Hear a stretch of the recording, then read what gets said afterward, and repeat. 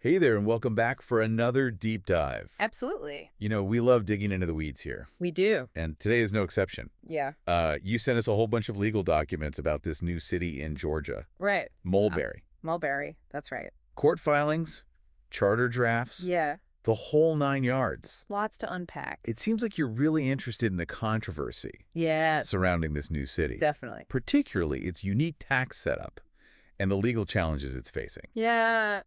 So let's untangle this, shall we? Let's do it. So to set the stage, Okay. we're talking about a brand new city here, Right. not just some, town getting a name change or something like that. Right. A fresh start. What's the story with Mulberry?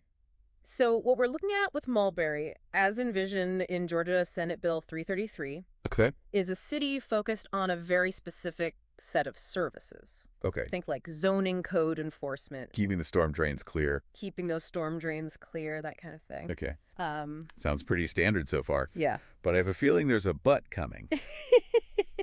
You know, What's the twist? the real twist here is that Mulberry is explicitly forbidden levying property taxes. Now, that's a head scratcher. Yeah. So they're going for that limited government appeal. Right. But how Yeah. can a city actually function, Right. let alone provide those services Yeah. without that property tax revenue? That is the million-dollar question. Right. And it's what's causing all this legal back and forth. Oh. Gwinnett County, where Mulberry is located, Okay. is not convinced this is going to fly. Okay. They filed a lawsuit challenging the constitutionality of the city's charter. So it's a classic case of you get what you pay for, clashing head on with this idea of limited government. It is. Sounds like Gwinnett County saying, hold on, you can't have your cake and eat it too. Exactly. So are they saying it's not possible to operate? Well, so their argument boils down to this. You can't just strip a city of its power to tax, Right. especially when you're requiring it to provide these essential services to residents. Right. They're worried about the financial burden Yeah, this yeah. could shift onto the county. Makes sense. Right. Now looking at the lawsuit itself, Okay. it seems like there's more to it than just the tax issue. Right. It feels like there are deeper principles at play here. Yeah, you're picking up on something crucial. Okay. The county's lawsuit also claims that forcing Mulberry to take on specific powers, Which are? like zoning, Okay. goes against the Georgia Constitution's concept of home rule. Now, home rule. Yes. That rings a bell from way back in my civics class days. Right. But for those of us who might need a refresher, Sure. what exactly does home rule mean in this context? So home rule is all about local control. Okay. It gives cities the freedom to decide how certain powers are used within their own boundaries, Okay. rather than having the state dictate every little thing. Right. Gwinnett County is basically arguing Yeah. that by forcing Mulberry to handle these specific responsibilities, Okay. the state is stepping on the toes of local control. So on one hand, Right. you've got voters potentially drawn in Yeah. by this promise of a city without property taxes. Sure. Which, let's face it, Yeah. sounds pretty tempting. I But on the other hand, Right. you have legal experts saying, Right. whoa, hold the phone. Right. This whole thing might not even be legal. It's a classic case of a seemingly simple idea Right. colliding head-on Yeah, with the often murky waters of constitutional law. exactly. And what I find particularly interesting here is Right. how this case highlights Yeah. the potential tension between state legislatures Right. and local governments, Okay. especially when it comes to creating and running cities. It's almost like a tug of war, isn't it? Yeah. And you have to wonder, where does that leave the voters caught in the middle of all things? Yeah, it's a really important question. You have these voters who participated in a democratic process, Right. casting their votes to incorporate this new city, Right. potentially swayed by specific promises and assurances. Promises that, as we're learning, Right. might not hold up under legal scrutiny. That's the big issue. Yeah. This situation really highlights how important transparency Right. and accurate information are, Just- especially when you're dealing with these complex issues like Absolutely. city incorporation and taxation. So it really begs the question, whose vision for Mulberry will ultimately prevail? Right. Is it the legislatures? The cities, The cities? or will the courts have the final say? Yeah. It's a cliffhanger, no doubt. It is. This isn't just some dry legal technicality either. Right. This case cuts to the core of how we view cities, Yep. governance, Yeah. and the very rights of citizens. It's about self-determination. Yeah. And who gets to call the shots. Exactly. Absolutely. Yeah. Okay. Yeah. Big questions. So we've set the stage. Okay. We have this brand new city Right. with a very unique charter, Very unique. causing quite a stir. It is. But before we dive into the potential outcomes Okay. of this legal battle, Right. let's break down the specific arguments being made on each side. Let's do it. What are the core legal issues at play here? Yeah. What exactly is the county alleging is unconstitutional about Senate Bill 333? That's a great place to focus our attention Okay. to really understand the county's perspective. Okay. We need to unpack the legal arguments Okay. they've laid out in their court filings. Let's unpack, All right. starting with the county's primary claim Okay. that the state can't use a local law, Okay. in this case the city charter, Right.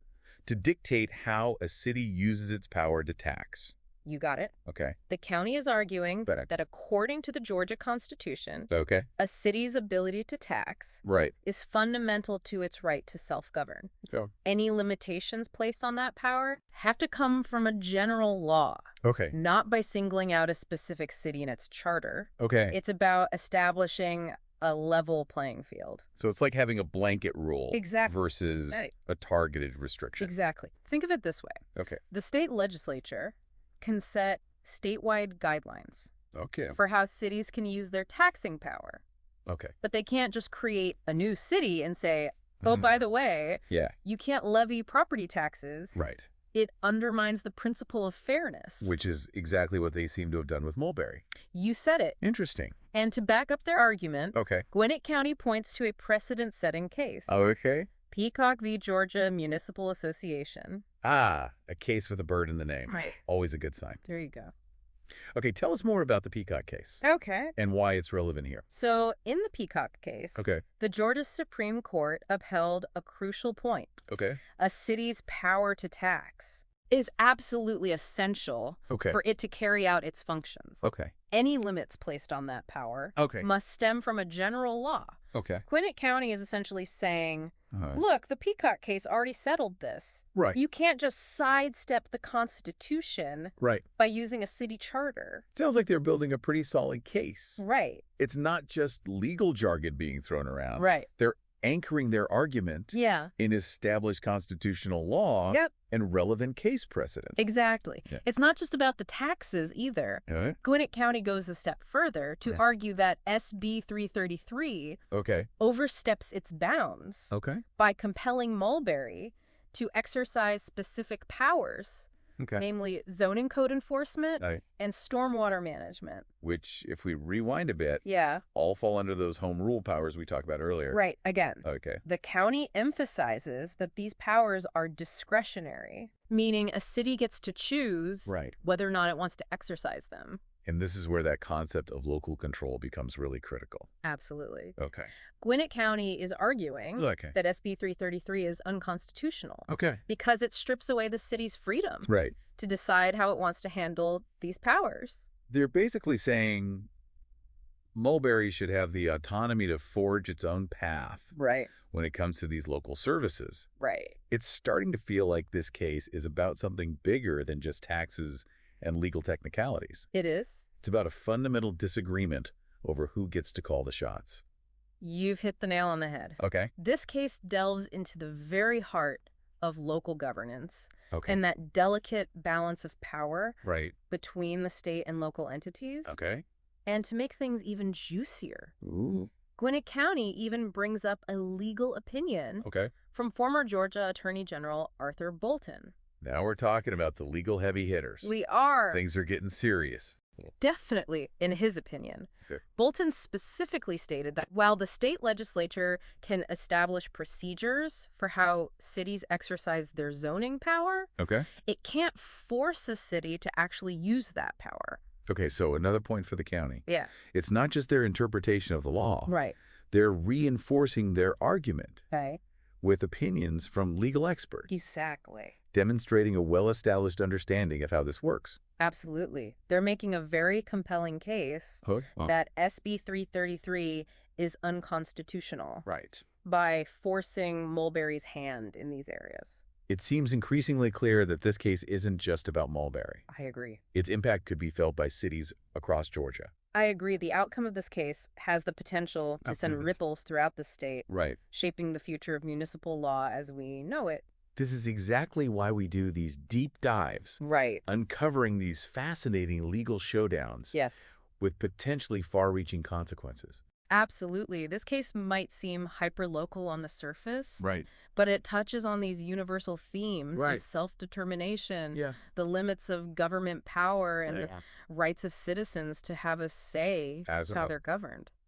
all that for a city that, technically speaking, doesn't even exist yet. That's the irony, isn't it? Right. It just goes to show that legal disputes often have layers upon layers of complexity beneath the surface. Well said. Yeah, It sounds like Gwinnett County is bringing some pretty strong legal arguments to the table. they are. But what about the other side of the coin? That's where things get even more interesting. Okay. The proponents of Mulberry, Okay. including State Senator Clint Dixon, who sponsored the bill, Right. have some counter-arguments of their own. Now that's what I call a plot twist. Right. We wouldn't want to present a one-sided story.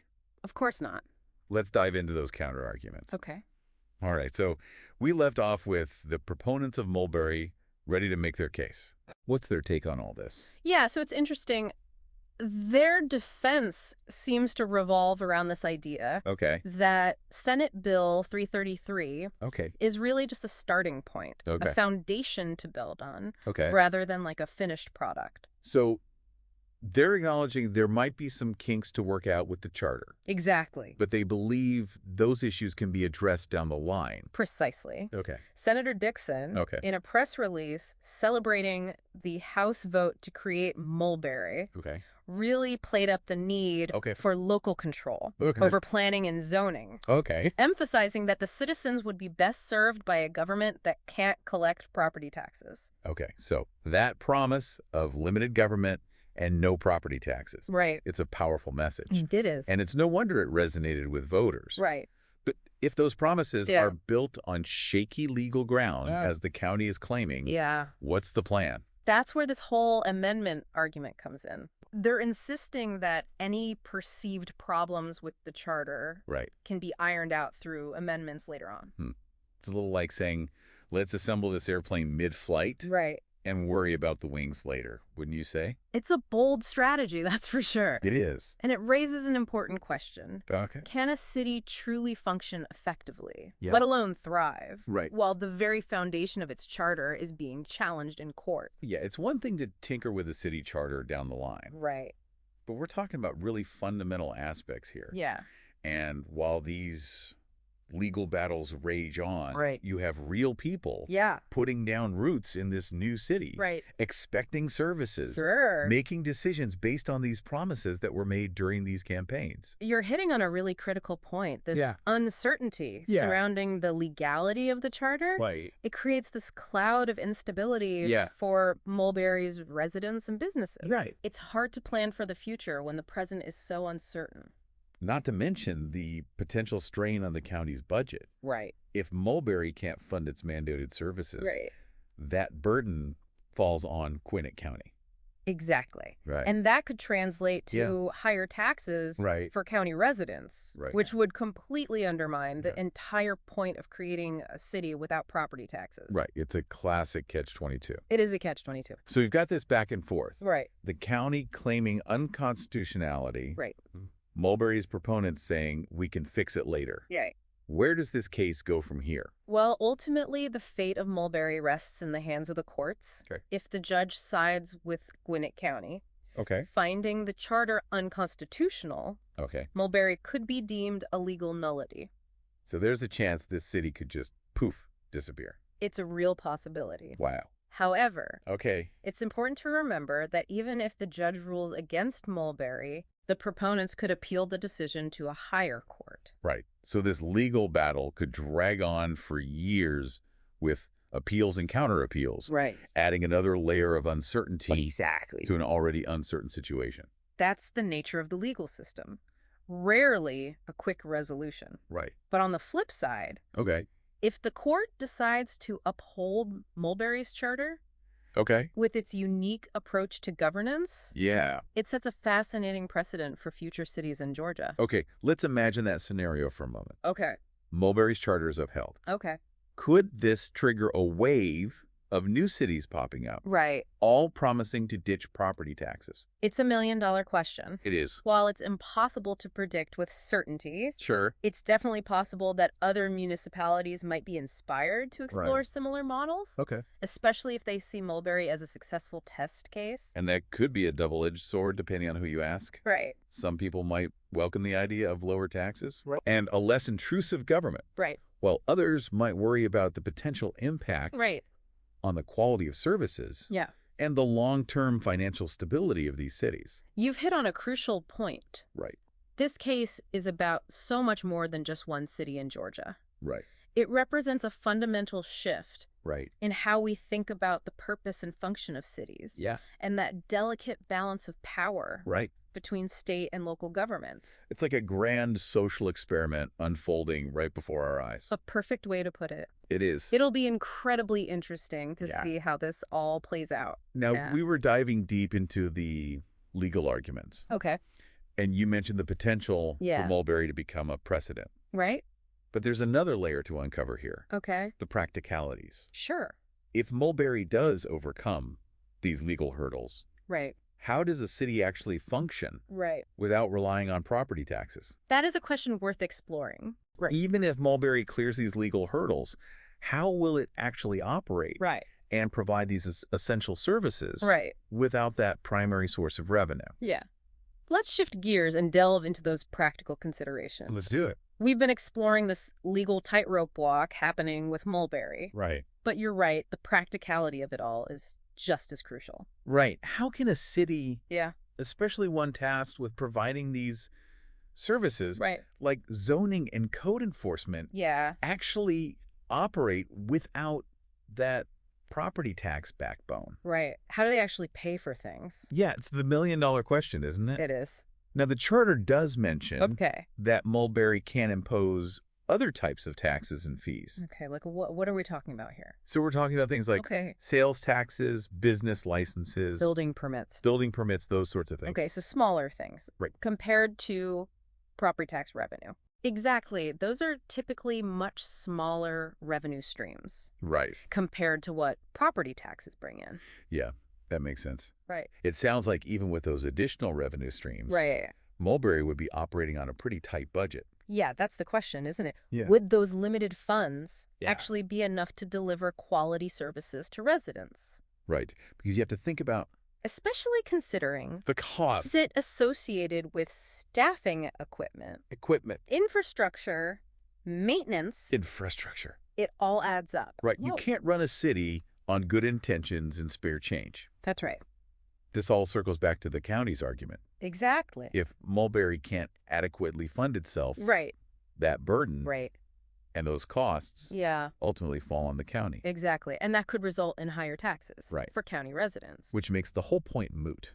which would make the whole point of establishing a city without property taxes completely moot. Yeah. Exactly. Yeah. So Big- let's say Mulberry gets off the ground. Okay. They hit some financial turbulence down the line. Right. Are there any mechanisms in place? Yeah. Is there anything? Anything in their city charter that says, Right. here's what we do if we run out of money? That's a great question. And Yeah. the charter doesn't explicitly lay out any contingency plans for financial shortfalls. So we're navigating uncharted waters here. In many ways, yes. Wow. And I think that's what makes this case so interesting, because it's not just a theoretical legal puzzle. Right. It's a real-world experiment Yeah. in city governance playing out right before our eyes. With the potential outcomes impacting not just Mulberry, but maybe the future of how cities in Georgia, Right. even beyond, are structured. Yeah. If Mulberry succeeds, Yeah. if they manage to make this model work, Right. it could be a game changer. Yeah. It could inspire a whole new wave of cities Yeah. designed to minimize taxes. Right. And limit government involvement in people's lives. But on the flip side, Right. if it fails, Yeah. Mulberry could become a cautionary tale yeah, about the dangers of prioritizing those ideological goals right. over practical governance. We've gone from the granular details of this lawsuit We have. to these really, really broad questions about What is a city? What is a city? How is power distributed? The role citizens play in shaping their communities. Right. It's been quite a deep dive. It has been a really fascinating deep dive. So as this case unfolds, Yes. what's the one key takeaway you hope our listener carries with them? I'd say keep your eyes on Mulberry, Okay. because this is not just a local news story. Right. This has the potential Right. to reshape the landscape of municipal law in Georgia. Wow. It raises these questions that reach far beyond this one city Right. and really touch on the very essence of governance Right. in the 21st century. A lot to ponder for our listener who brought this to our attention. A lot to think about. I'm sure you're walking away with a whole new perspective Hopefully. and plenty of food for thought as you follow the twists and turns of this captivating case. It's a story that's far from over. Absolutely. And as always, we'll be here digging deeper into the stories that matter. Mm-hmm. Thanks for joining us on this deep dive. Thanks for having me.